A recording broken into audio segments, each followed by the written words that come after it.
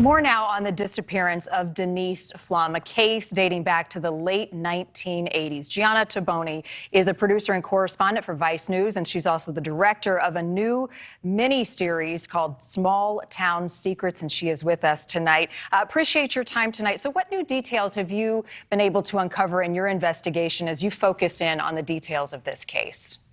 Well, Marnie, as you know, and first, thanks for having me on. My co-director, Nicole Bezorgmir, and I investigated this case for about 3 years. We stumbled upon it by chance while doing a different documentary. And what we learned really stunned us, which is why we stuck with this story. We spoke to several people who, said that these persons of interest confessed directly to them.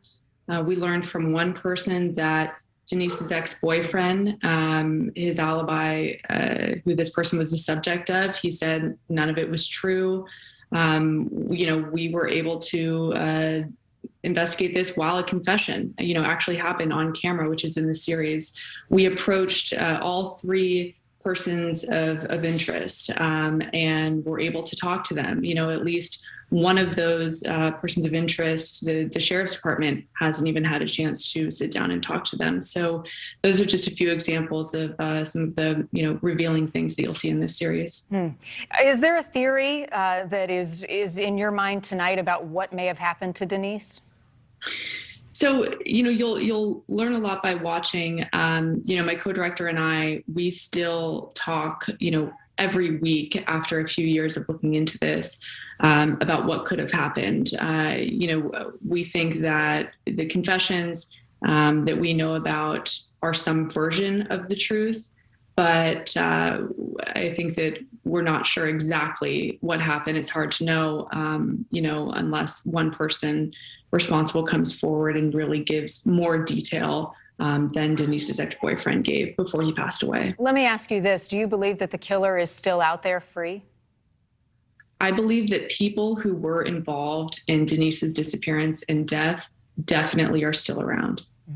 How about DNA evidence? I mean, all these years later, we're seeing so many cold cases solved through technology. I know that her car was found around the time that she went missing. Have investigators been able to piece any of that information together in this search for answers? That's a great question, and we were hoping to have some success there. Obviously, her family, was hoping the same. They haven't been able to connect any DNA. So I think they'll continue to try, but nothing as of yet. And Gianna, tell me about her parents. I saw them in part of your series. I mean, they are looking for answers more than anyone, some closure, some definitive information to tell them what happened to their daughter. How are they doing through all of this? What have they shared with you? We got to know Judy and David Pflum really well through this experience. Denise's family, my heart goes out to them. They're lovely people. They're hanging in there, but their main concern is that they're getting older. They're not going to be around for, another few decades to wait for this case to be solved, which is why they're putting so much pressure on the sheriff's department, on any detectives who can give them any information on where Denise's remains are. And it's really, for them, it's not about putting someone behind bars. It's not about convicting someone and giving them a long sentence. It's just about bringing their daughter home. They just want to have a memorial service to celebrate her life that ended too soon. Real quickly, if people want to see the series, Gianna, where should they go? They can watch it on Vice TV. It'll be this Tuesday, Wednesday, Thursday. It's a 3-part series, 3 hours. All right, we'll be watching. Thank you for your time and focus on this case. A young woman with a future ahead of her. Gianna, appreciate it.